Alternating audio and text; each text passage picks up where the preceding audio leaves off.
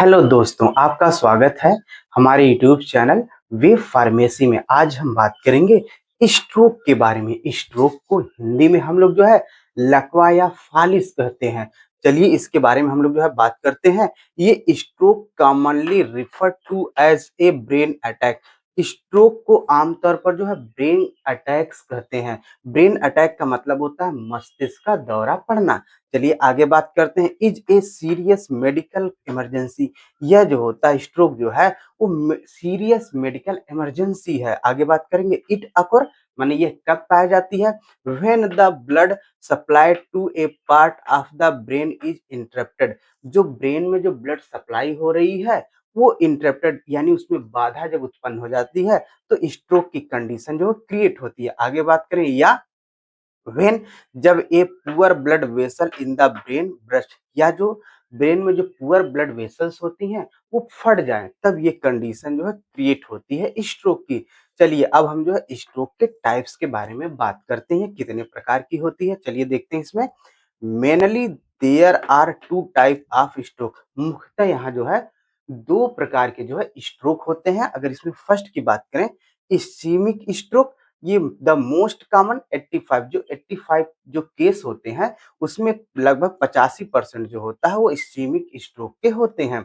चलिए इसमें बात करते हैं। नैरोड व blocked artery of brain. Brain में जो आर्टरी पाई जाती है या वो नैरो हो जाए यानी सक्रिय हो जाए या वो जो है ब्लॉक हो जाए। रिड्यूस जिसके कारण रिड्यूस ब्लड फ्लो, जिसके कारण जो ब्रेन में जो ब्लड फ्लो हो रहा है वो क्या हो जाता है, कम हो जाता है। काजिंग जिस कारण इस्कीमिक स्ट्रोक, जिसके कारण जो है इस्कीमिक स्ट्रोक हो जाता है। चलिए अब हम जो है इसके दूसरे टाइप्स के बारे में जो है बात करते हैं। हीमोरेजिक स्ट्रोक देखेंगे इसमें। दिस अकर मतलब ये कब पाई जाती है। When A weekend blood vessel in brain ruptured. जब ब्रेन में जो ब्लड वेसल्स होती हैं वो रप्चर्ड हो जाती है यानी जब फट जाती हैं तब ये कंडीशन हीमोरेजिक कंडीशन जो है क्रिएट होती है। आगे बात करेंगे। काजिंग जिसके कारण blood to leak into the brain, जिसके कारण ब्रेन में जो ब्लड होता है वो लीक होने लगता है। आगे बात करेंगे। इट इज आफ्टन, यह प्रायः जो होता है caused by high blood pressure. यह प्रायः किसके कारण होता है, हाई ब्लड प्रेशर के कारण होता है। चलिए अब हम बात करेंगे स्ट्रोक के इटियोलॉजी के बारे में। यहाँ इटियोलॉजी वर्ड्स का मतलब होता है study of factor causing disease.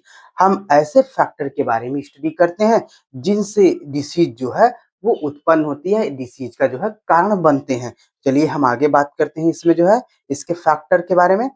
First factor है hypertension, diabetes mellitus, smoking, inactivity. Inactivity का मतलब होता है अगर व्यक्ति फिजिकल यानी कि शारीरिक जो है काम नहीं कर रहा है तब जो है। ओबेसिटी, एल्कोहलिज्म अधिक शराब का सेवन करना, इंक्रीज एज यानी कि ओल्ड व्यक्ति में जो है ये इसके फैक्टर होते हैं जिनसे स्ट्रोक होने की संभावना होती है। चलिए अब हम जो है स्ट्रोक के पैथोजेनेसिस के बारे में बात करते हैं। यहाँ पैथोजेनेसिस वर्ड का मतलब होता है रोग जनन की प्रक्रिया यानी कि रोग की शुरुआत जो है वो कैसे होती है, इसके बारे में हम लोग जो है बात करेंगे। चलिए देखते हैं इसमें पैथोफिजियोलॉजिकल फैक्टर। कुछ पैथोफिजियोलॉजिकल फैक्टर होते हैं जैसे एथेरोस्क्लेरोसिस, हाइपरटेंशन, डायबिटीज ईटीसी। ये पैथोफिजियोलॉजिकल फैक्टर होते हैं जिनसे रोग की जो है शुरुआत होती है। चलिए हम जो है इसमें आगे बात करते हैं।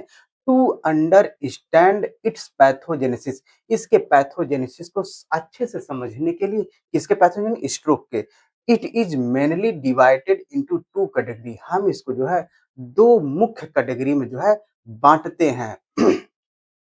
वो कौन सी फर्स्ट कैटेगरी की हम इसमें बात करेंगे, वो कौन सी कैटेगरी है, और हम इसके जो फर्स्ट कैटेगरी के बारे में बात करेंगे। इस्कीमिक स्ट्रोक 85% केस, जो स्ट्रोक के जो केस होते हैं उसमें जो 85% जो केस होता है वो इस्कीमिक स्ट्रोक के होते हैं। चलिए इसमें हम लोग जो बात करेंगे। दिस अकर मतलब ये कब पाई जाती है। When there is a blockage in the artery of brain, brain में जो आर्टरी पाई जाती है जब वो ब्लॉक हो जाए। आगे बात करेंगे। इट्स प्रोसेस इज फॉलो, इसकी प्रक्रिया कैसे चलती है नीचे दी गई है, हम इसके बारे में बात करेंगे। फर्स्ट देखेंगे एथेरोस्क्लेरोसिस। चलिए इसके बारे में बात करते हैं। कोलेस्ट्रॉल जिसको हम लोग फैट कहते हैं, accumulation on the wall of the arteries, जो ब्रेन में जो आर्टरी पाई जाती है, जब उसमें फैट का एक्युमुलेशन होने लगता है, काजिंग जिस कारण जो होता है the passage to become narrow, जिसके कारण जो होता है जो आर्टरी होती है ब्रेन में, उसका रास्ता क्या हो जाता है, नैरो यानी कि सकरा हो जाता है। तब जो है इस्केमिक स्ट्रोक हो जाते हैं। आगे बात करेंगे थ्रोम्बोसिस, इसमें देखेंगे व्हेन दैट ब्लॉक रप्चर्ड, जब जो ब्लॉक जो होता है, ब्लॉक किसका, अरे फैट का, ये जब ब्लॉक जो होता है, जब रप्चर्ड यानी कि जब फटता है, ये blood clot form there which stop blood flow, तब ये ब्लॉक जो होता है ब्लड क्लॉट का जो है फॉर्मेशन करता है। देयर का मतलब वहां कहाँ पर, आर्टरीज वाल में, विच स्टॉप ब्लड फ्लो, जिस कारण जो होता है जो ब्लड का जो फ्लो होता है वो क्या हो जाता है, स्टॉप यानी कि रुक जाता है। नेक्स्ट की बात करें एम्बोलिज्म, इसमें देखेंगे ये blood clot travel from another part of the body, ये जो ब्लड क्लॉट होता है ये बॉडी के एक पार्ट से दूसरे पार्ट तक जो है ट्रेवल करता है, यानी कि यात्रा करता है, सच एज हार्ट, यानी कि हार्ट में अगर कोई ब्लड क्लॉट है तो ये ब्लड हार्ट जो होता है इसको पंप करके जो होता है एक स्थान से दूसरे स्थान भेज देता है, यानी कि ये ब्रेन के पास भेज देता है। And get stuck in the small arteries of the brain, और जो ब्रेन में जो स्मॉल आर्टरी पाई जाती हैं, इस ब्लड क्लॉट के कारण क्या हो जाती हैं, वो स्टॉप हो जाती हैं, यानी कि वो सक्रिय हो जाती हैं या फिर वो नैरो हो जाती हैं, जिस कारण जो होता है वहां पर ब्लड जो फ्लो हो रहा है वो क्या हो जाता है, कम हो जाएगा या जो है स्टॉप हो जाएगा, जिनके कारण जो होता है इस्केमिक स्ट्रोक हो जाता है। चलिए अब इसके रिजल्ट यानी परिणाम स्वरूप बात करते हैं, इसका परिणाम क्या होगा इन तीनों का। ड्यू टू, जिसके कारण जो होता है लैक ऑफ ब्लड फ्लो, जिसके कारण जो होता है ब्लड फ्लो जो क्या हो जाएगी, कमी हो जाती है। Neuron stop receiving oxygen and glucose, जिसके कारण जो होता है न्यूरॉन को जो ऑक्सीजन और ग्लूकोज मिल रहा है वो कम मिलेगा, उसको कम रिसीव हो पाएगा। काजिंग, जिसके कारण cell to stop producing energy, जिसके कारण जो होता है जो सेल है वो एनर्जी जो है प्रोड्यूस नहीं कर पाएगी, यानी उत्पन्न नहीं कर पाएगी एनर्जी। आगे बात करें इवेंचुअली मतलब अंततः calcium level within cell increase, जिसके कारण जो होता है सेल में जो है कैल्शियम लेवल जो होता है वो बढ़ जाएगा, लीडिंग टू सेल डेथ, जिस आगे क्या होगा, सेल की जो है वो डेथ हो जाएगी।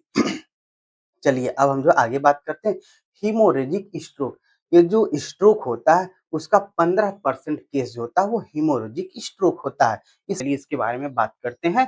This happens when A blood vessel in brain ruptured, जो ब्रेन में जो ब्लड वेसल्स होती हैं जब वो रप्चर्ड यानी कि फट जाती हैं, and blood separated into the surrounding tissue, जब ब्रेन में जो ब्लड होती हैं ब्लड वेसल्स होती हैं जब वो फट जाती हैं, जिस कारण जो होता है जो ब्लड जो होता है ब्रेन में वो चारों तरफ क्या हो जाता है, फैल जाता है, यानी जो ब्रेन के चारों तरफ जो टिश्यू होते हैं उनके चारों ओर ब्लड क्या हो जाता है, फैल जाता है।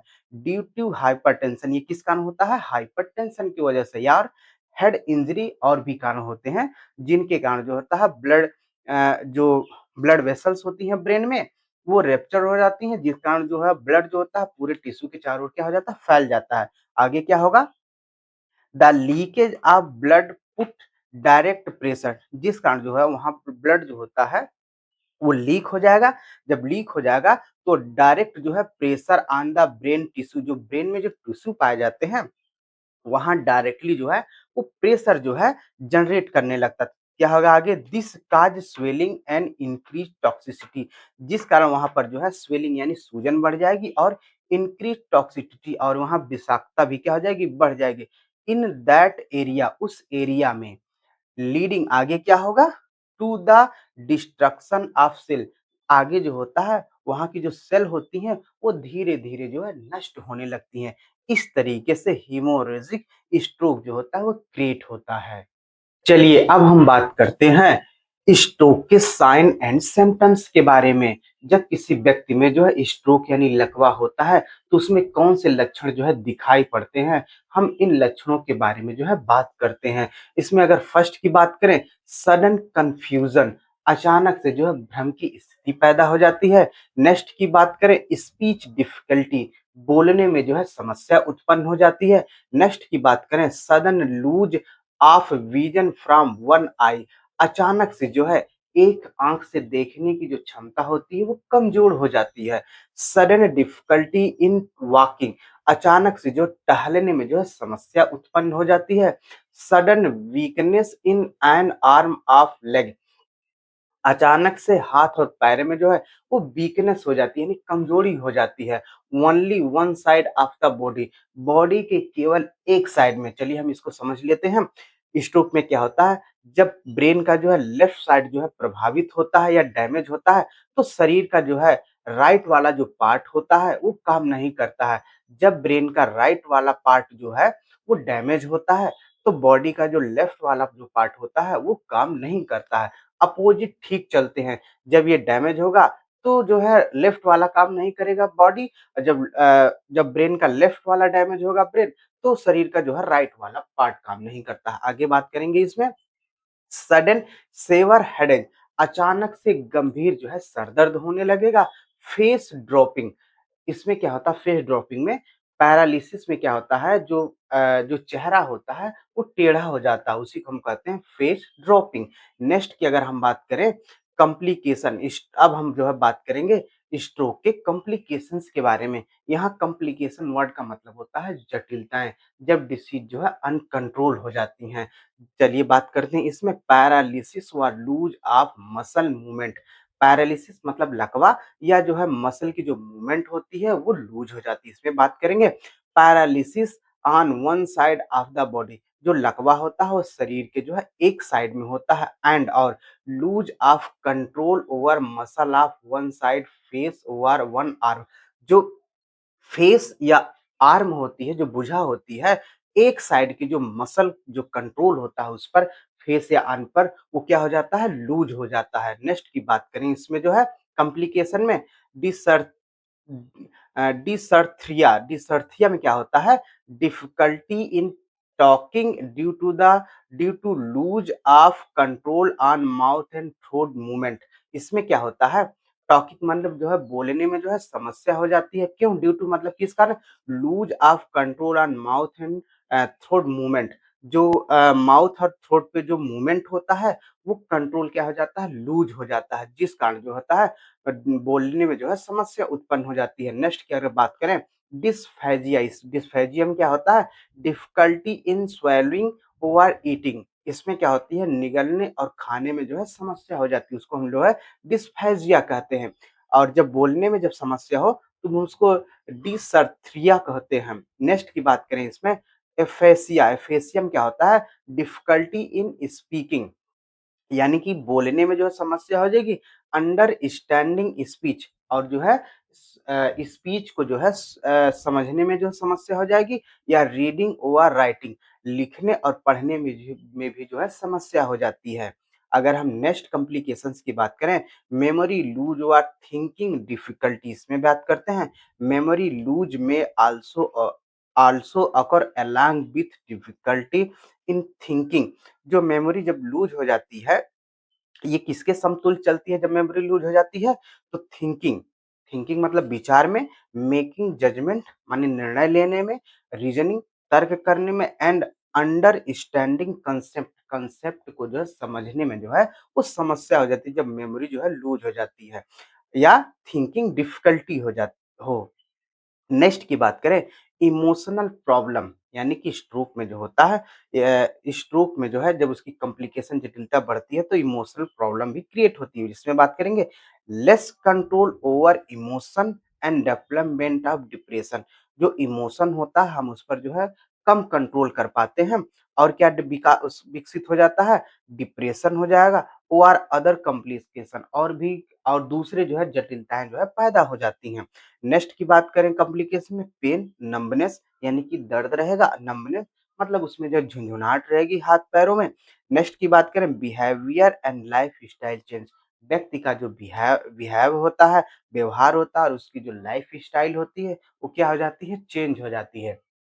चलिए, अब हम जो है स्ट्रोक के डायग्नोसिस के बारे में बात करते हैं। यहाँ डायग्नोसिस वर्ड का मतलब होता है जांच पड़ताल, यानी हम जांच पड़ताल कैसे करेंगे। ब्लड टेस्ट, ब्लड टेस्ट में क्या आता है, blood clotting time, blood sugar level और इन्फेक्शंस को हम लोग जो है ब्लड टेस्ट के द्वारा जो है जांच करते हैं।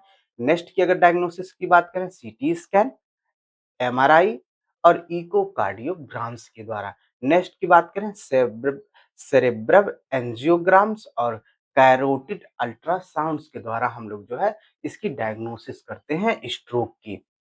चलिए, अब हम जो है इसके ट्रीटमेंट्स के बारे में बात कर लेते हैं। फर्स्ट क्या देखें, हम जानते हैं कि स्ट्रोक जो होता है वो 2 टाइप्स का होता है, इस्चेमिक और हेमोरेजिक, इसलिए इसका ट्रीटमेंट भी जो है 2 टाइप से होगा। अगर इसमें फर्स्ट की बात करें, इस्चेमिक स्ट्रोक, हमेशा याद रखिए जहाँ इस्चेमिक अगर वर्ड आया है उसका मतलब होता है कि ब्लड फ्लो की जो है वहाँ कमी हो गई है।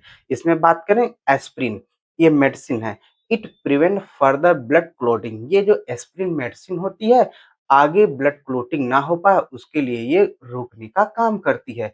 नेक्स्ट की बात करें, इंट्रावेनस इंजेक्शन व टिश्यू प्लाज्मिनोजेन एक्टिवेटर, जिसको टीपीए कहते हैं। इसमें क्या होता है, इंजेक्शन जो है एल्टीप्लेज एक इंजेक्शन होता है जिसको एल्टीप्लेज होता है, इज गिवन, इसको देते हैं via when in arm, arm की जो वेन होती है उसमें हम लोग इसके देते हैं। ये क्या काम करती है, to dissolve the blood clot, ये जो होती है ब्लड क्लॉट को जो है डिजॉल्व करने का काम करती है। कौन, इंजेक्शन एल्टीप्लेज।